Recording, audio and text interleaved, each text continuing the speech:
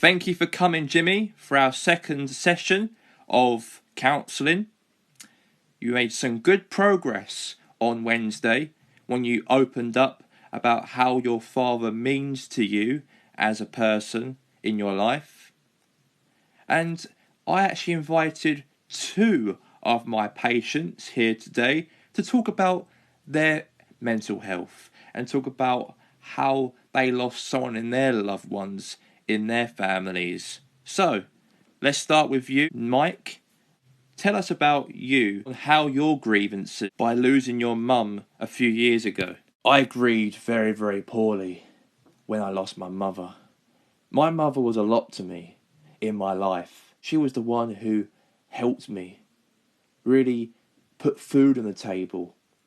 I never had a dad in my life. I always had a mum who I was so close to. And to lose her 3 years ago, I didn't know where to go. I was in the divorce proceedings with my missus at the time. And I was drinking heavily, alcohol after alcohol after alcohol, to feel that life isn't for me anymore. And that's why I did what I did, by drinking alcohol, hearing voices and demons in my head to tell me to drink. So I did drink, as the demons keep on telling me to drink, and I did drink even more, to a point that I was in hospital, passed out in a park, in bushes, all overnight, until I woke up in hospital, having drips on my arms, the injections in my arms to save my life.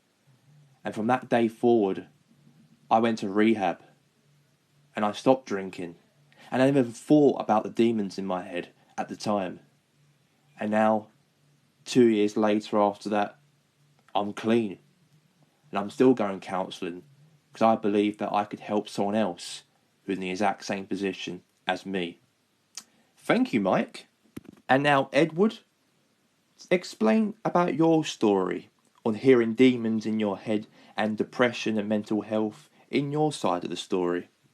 8 years ago, I was in a bar, drinking, as people do. Somebody put a spike in my drink, and I passed out. And then I woke up, and I was in the exact same position as Mike was as well, that I was in hospital. But something wasn't right when I woke up from hospital, just 4 days after I was discharged from hospital. As for me, I've heard voices in my head. I heard voices saying that, please drink more, please drink more, please do drugs, please do drugs. And I did. And I brought off drugs from a drug dealer, and I keep on doing drugs and heroin for the last 4 years after that, what happened.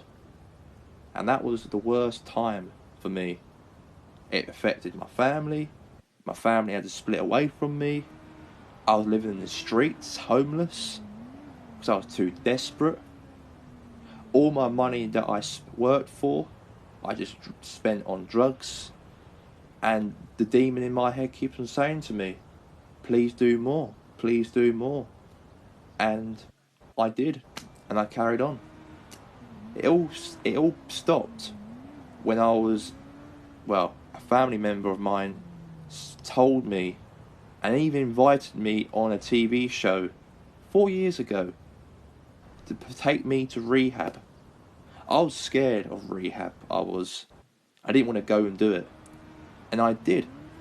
And it changed me. And now I am who I am today. Clean for the last 3 years now.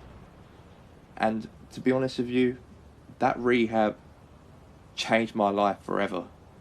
And I believe if I can help people who had demons in their heads and thoughts in their heads to do something that you don't really want to do, I'm here to help them. And that's why I believe that my story is pretty much related to Jimmy's one and Mike's one. And now, Jimmy, it's your turn to speak about your story, about the demons in your head. Share it to us, like you told me privately on Wednesday about your story. Hi everyone, my name is Jimmy DeSanta. My story on depression and demons in my head. It all started of when my father died 6 months ago from a suicidal murder.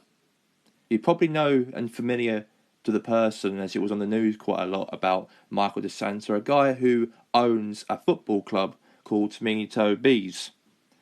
But he was a guy, did criminal activities. He wasn't a perfect person maybe, but to me, he was a lovely dad. He sacrificed everything for me and for my sister and for my mum. And in a way, he did everything to make us have a nice house, nice cars, to have everything what a billionaire would have had. And now he died from a person who I know myself, who I've grown up knowing. I always call him as Uncle T, because Trevor and, of course, my father Michael were close friends, and they both did criminal activities together. But it all came down to of heated exchanges.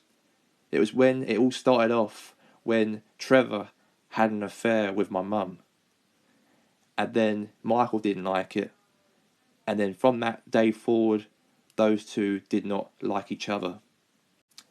It all came down to, and what happened after that was when Trevor wanted to set revenge on my dad. He wanted to set revenge on my dad for jealousy, for the most money he has compared to Trevor, as Trevor, on the other hand, lived in a trailer, and my dad lived in a mansion. Comparisons, really, between both. And that's why he went to his house on Christmas Day, broke in while Michael was asleep, and woke him up, putting a gun at my dad. My dad and Trevor had a little bit of a conflictation, and Michael trying to call the police. And then, however, Trevor shot Michael, and then Trevor shot himself. And I found that as a coward death from Trevor. And that's why 6 months or 7 months later, I was so grieving so much, to a point that I wanted to go and burn his trailer and damage all his stuff like he did to my dad. And I did that. Didn't matter about the charges and the police or whatnot arresting me. I was grieving on what he did to my dad. And then after that, I had depression even more. Hearing Trevor's voice saying that he's alive, he's alive, he's going to come and kill me, he's going to come and kill me for what I did to his trailer. And then I had thoughts in my head, thoughts and demons, and even when I was brushing my teeth, I saw Trevor in the mirror when I was brushing my teeth. I turned and he wasn't there. My mind was playing a lot of tricks and a lot of games, and I couldn't do it no more. I had this real depression for the last 2 months after when I set his trailer on fire. And then I decided that I want to take my own life. And I went on Friday last week and then climbed the scaffolding to try and take my own life. But however, of course, Michael was shouting from heaven, saying that you're a good kid, don't do it, we all love you. And when he said that, my mind changed. I didn't hear Trevor's voice anymore. I heard my father's voice for the first time, looking down to me, saying to me I'm a good kid. And since that day, I went to counselling, and then I'm so happy. And now I feel very confident now myself, like I can speak up about the thoughts and the demons in my head. I am so proud of you, Jimmy, for speaking your words to all of us here and share your story about personal demons. Thank you for coming. to this mental health meeting.